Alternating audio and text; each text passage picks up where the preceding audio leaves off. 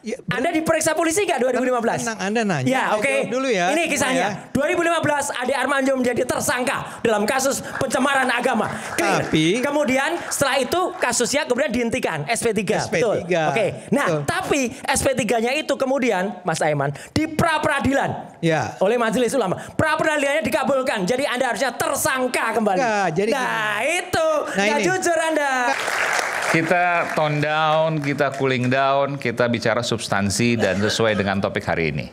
Saya ke Bung Ade Armando terkait dengan tuduhan ya, kriminalisasi dari proses hukum yang terkait dengan ijazah Pak Jokowi. Ada 12 terlapor yang pekan ini baru pertama kali ini ya, dipanggil semuanya dalam 4 hari, Selasa, Rabu, Kamis, Jumat. Saya baru tahu juga pelapornya juga ternyata pekan lalu ya Bang ya? Oh, 2 pekan lalu juga dipanggil secara maraton cepat ya, dalam 1 pekan. Ini mungkin nanti akan sibuk, akan ramai sampai hari Jumat nanti. Dan itu kemudian ada suara tuduhan soal kriminalisasi. Bagaimana Bung Ade melihat ini?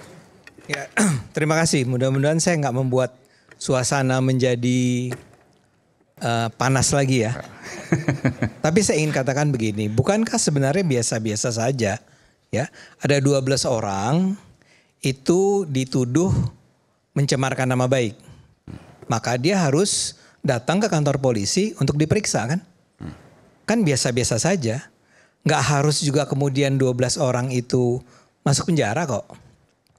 Ada banyak kasus. Tapi kan ada ancamannya ke sana, Bang. Ada. Tapi saya ingin katakan begini, ya dalam negara hukum, ya kalau terjadi misalnya kasus pencemaran nama baik, saya menghina orang dan kemudian orang tersebut menuntut saya, ya, atau seperti dikatakan Bung Roy, saya pernah dianggap menodai agama, ya, saya diadukan ke polisi, saya harus datang ke polisi dan menjawab pertanyaan polisi. Bahwa kemudian polisi setelah itu mengatakan bahwa oh ternyata tidak ada cukup bukti nih untuk mengatakan Anda mencemarkan nama baik atau menodai agama, ya biasa-biasa aja, ya jalankan saja. Nah, sekarang dalam kasus kasus ini, ya ingin saya katakan begini, saya agak harus menyampaikan sesuatu, tapi ini argumen saya aja nih Pak Ahmad Zainuddin.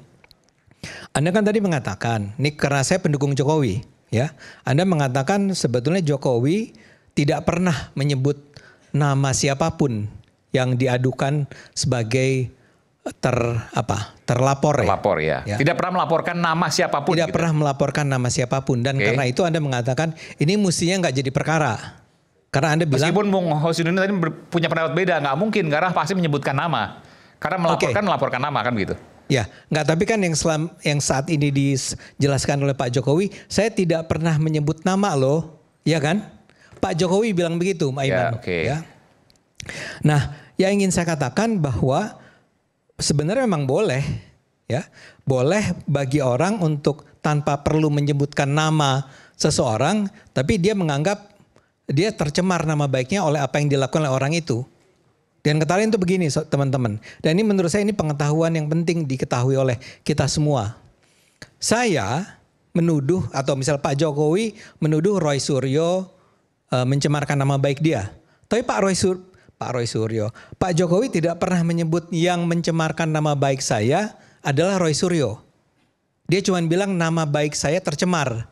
Oleh apa? Dia bawa 24 video kalau nggak salah, dibawa ke polisi oleh kuasa hukumnya untuk ditonton oleh si polisi. 26.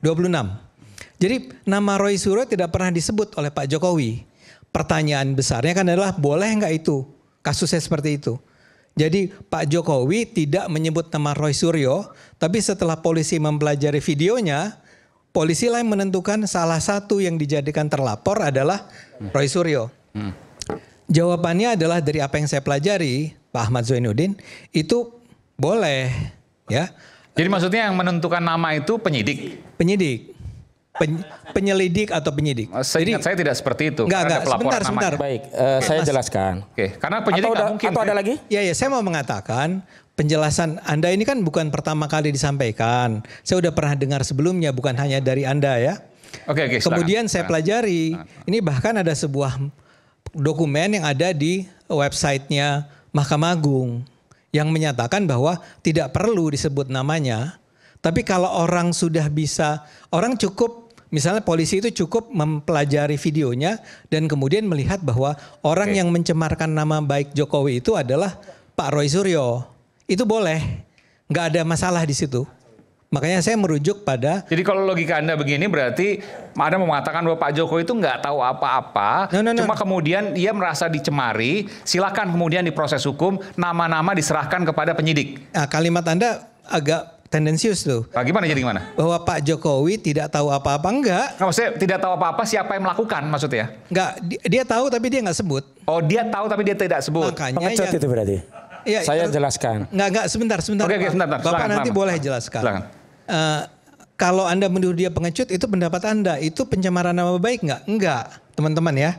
Kalau cuman bilang orang itu pengecut, ya itu sih sekedar makian. Itu bukan pencemaran nama baik. Tapi kalau Anda menuduh seseorang melakukan sesuatu yang sebenarnya tidak dia lakukan, dalam kasus ini adalah membuat ijazah palsu. Dia itu pembohong, dia membuat ijazah palsu. Nah, itu karena berulang-ulang, udah 2 tahun itu terjadi, akhirnya kubunya Pak Jokowi melapor ke polisi. Tapi bisa nggak dia datang tanpa menyebut nama? Memang tidak menyebut nama. Jawabannya bisa. Jawabannya menurut apa yang saya pelajari, saya bukan ahli hukum. Dan faktanya seperti itu yang Anda tahu? Yang terjadi seperti itu yang saya tahu. Jadi memang Pak Jokowi tidak menyebut satu pun nama dari 12 orang itu. Penasihat hukumnya? Mungkin. Kan yang ditanya kan Pak Jokowi. Pak Jokowi menjawab tidak pernah. Itu saya sebagai pendukung Jokowi akan mengatakan ya memang boleh. Ya. Nah sekarang Anda akan tanya, ada nggak pendapat lain? Mungkin Pak Ahmad Zainuddin beda pendapatnya dengan saya. Dan itu biasa-biasa aja dalam perdebatan. Saya klarifikasi. Yang pertama beda genus delik pasal umum dengan delik aduan. Delik aduan itu spesial.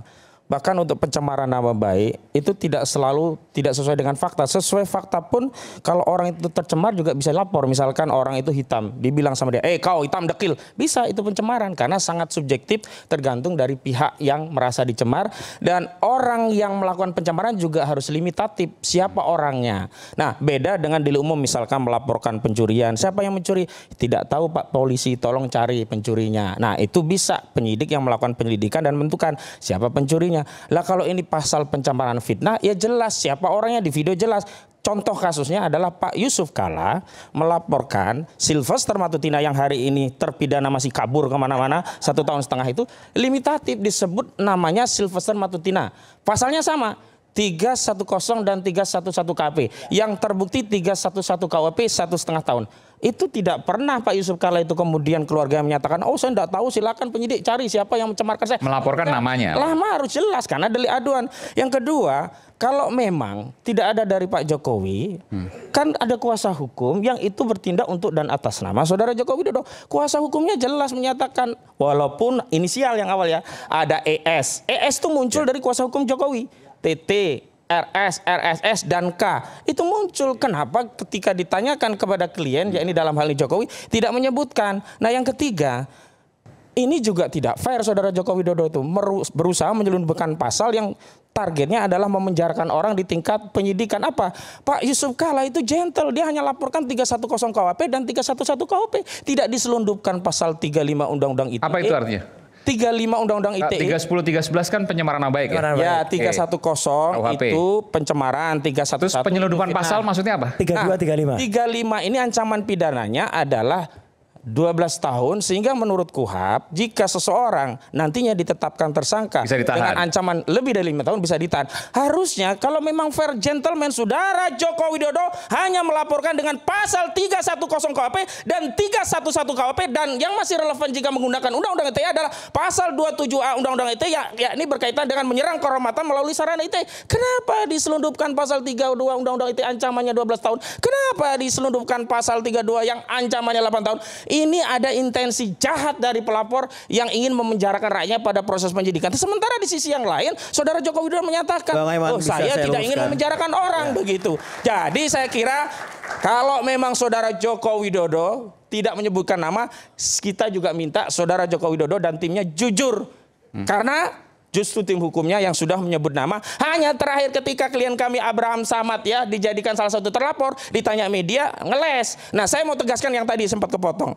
Pak Mahfud MD, saya terima kasih Pak Mahfud, juga terima kasih seluruh yang memberikan dukungan kepada klien saya ya, Pak Abraham Samad. Kenapa hanya Pak Abraham Samad ketika itu yang diberikan dukungan? Karena konteksnya dalam rangka pemeriksaan Pak Abraham Samad. Kalau yang lainnya nanti kita gali dukungan lagi. Jadi ini bukan karena subjektivitas hanya ya membela Pak Abraham Samad, tapi itu adalah simbol bahwa kriminalisasi di negeri ini baik terhadap Abraham Samad maupun yang lainnya tidak boleh dilakukan baik secara langsung maupun meminjam otoritas negara dengan dalih proses penegakan hukum. Itu intinya. Oke. Saya boleh pendapat lagi ya? Enggak, karena Oke, tadi kan. Jadi yang perlu clear adalah bahwa Bung Ahmad ini sudah mengatakan bahwa bisa saja atau sebaiknya disebut nama orang yang mencemarkan nama baik tersebut. Fine, itu bagus, baik ya. Tapi kalau sampai Pak Jokowi tidak menyebutkan nama orang tersebut juga nggak apa-apa. Saya cuma ingin mengatakan bahwa Pak Jokowi tidak melanggar. Tim kuasa hukumnya Pak Jokowi tidak melanggar dengan melakukan langkah mereport adanya pencemaran nama baik terhadap dia. Justru di situ kenapa penyidik menindaklanjuti delik aduan tanpa disebutkan nama terlapornya kok ditindaklanjuti? Ini karena artinya kekuasaan Jokowi masih punya pengaruh di institusi kepolisian sehingga polisi masih bisa bekerja walaupun tidak disebut nama. Coba kalau yang laporan Pak Roy Suryo berapa kali nggak ditindaklanjuti? Coba kalau laporannya TVUA tidak ditindaklanjuti. Baik. Enggak, saya mau bilang ini Pak saya Ahmad. bantu ya. Enggak, saya mau bilang begini Pak Ahmad. Enggak apa-apa. Saya cuma mau bilang boleh. Bagi saya problem itu. Ya itu pendapat Anda. Pendapat Anda begitu. Pendapat saya begitu. Pendapat teman-teman Fitra dan kawan-kawan juga lain kan. Itu oke dalam sebuah masyarakat demokratis kita beda pendapat ya. Tapi kalau ditanya itu melanggar hukum. Tidak melanggar hukum. Memang bisa dilakukan. Kayak misalnya begini. Saya itu menonton ada sebuah video yang memaki-maki saya. Ya. Dan memfitnah saya. Saya nggak tahu siapa orangnya itu yang memfitnah saya. Ada fotonya, ada gambarnya, ada videonya. Saya bisa nggak ngelapor ke polisi dan bilang saya dicemarkan nama baik saya? Jawabannya adalah bisa, boleh. Nah Pak Jokowi entah kenapa Anda boleh tuduh bahwa dia licik, dia nggak adil, dia segala macam. Memang melaporkan video-video ada Bung Roy Suryo, ada Abraham Samad, ada Tifa dan macam-macam. Dia bawa videonya aja, dia laporkan ke polisi. Apakah kuasa hukumnya menyebut nama-nama tersebut? Saya nggak tahu. Yang saya tahu adalah Pak Jokowinya tidak melakukan itu. Nah tapi saya cuma ingin mengklirkan itu dulu. Satu yang saya tambahkan karena tadi nama saya disebut. Saya ingin tambahkan soal pasal 32 dan 35 Bang Eman. Karena saya termasuk orang yang dulu ikut merancang dan membuat undang-undang. Yang 12 tahun tadi? Ya, pasal itu salah penerapannya. Pasal itu digunakan kalau ada seseorang yang mengirimkan misalnya bukti transfer saya ke Mas Aiman. Harusnya saya transfer 1 juta tapi saya rekayasa jadi 10 juta. Itu saya bisa kena pasal itu. Karena saya membuat perubahan terhadap gambar yang tadinya benar menjadi tidak benar. Ini diterapkan di gambar ijazah misalnya? Ya misalnya saya melakukan modifikasi terhadap ijazah itu. Tak tambahin orangnya tadinya pakai kacamata, saya buat tidak pakai kacamata. Itu bisa? Itu bisa. Nah itu sama sekali tidak kami lakukan. Saya, Dr. Ismon, Dr. Tifa enggak. Ijazah itu ya as it is. Ijazah itu seperti itu. Kita melakukan analisis terhadap ijazah itu pakai ELA, pakai image comparison itu. Program melakukan analisis. Hasilnya adalah sama. Itu palsu atau tidak. Itu yang penting. Jadi kalau ada orang, sebentar. Adalah teman kader Anda sebenarnya. Ya, yang namanya Dian Sandi. Ini PSI maksudnya? Iya, PSI jelas. Seorang kader PSI namanya Dian Sandi Utama pada tanggal 1 April memposting itu di X. Bunyi pasal 32 dan 35 salah satunya adalah tanpa izin orang yang bersangkutan, kemudian tanpa melakukan apa-apa dia kemudian tanpa klarifikasi. Itu belum ada klarifikasi ke Jokowi waktu itu dia. Tiba-tiba saja dia memposting. Kemudian dia mengubah aslinya ijazahnya 4 persegi panjang. Tiba-tiba sama Dian Sandi dia-upload jadi trapesium. Itulah perubahan yang harusnya Dian Sandi kena kalau mau fair. Ya, kalau mau fair Dian Sandi lah yang kena 32, 35. Bang. Tapi ya gini saya mau bilang. Satu lagi. Karena tadi nyebut ya fair aja Bang Ade. Betul bahwa Anda dulu pernah ya di tahun 2015 ada tuduhan penghinaan agama ya. Saya nggak perlu sebutkan lah penghinaannya apa karena itu Enggak, saya mau tanya apa. Loh, dari tadi saya Anda diperiksa nggak waktu itu penodaan agama? Enggak, saya mau tanya sama Anda. Lah iya. Anda kan mengatakan Anda jujur nggak? Diperiksa nggak? No, kalau Anda tahu. Loh, cerita. Nggak usah. Anda cerita. Itu penghinaan terhadap agama Islam. Masa saya harus ikut menghina? Apa? Ya, udah itu agama Islam Enggak. kemudian dianggap Karena Anda sebagai mengarang begini. bebas. Enggak mengarang bebas. Ada nggak? Anda diperiksa nggak tahun 2015? Saya sering. Jujur nggak Anda?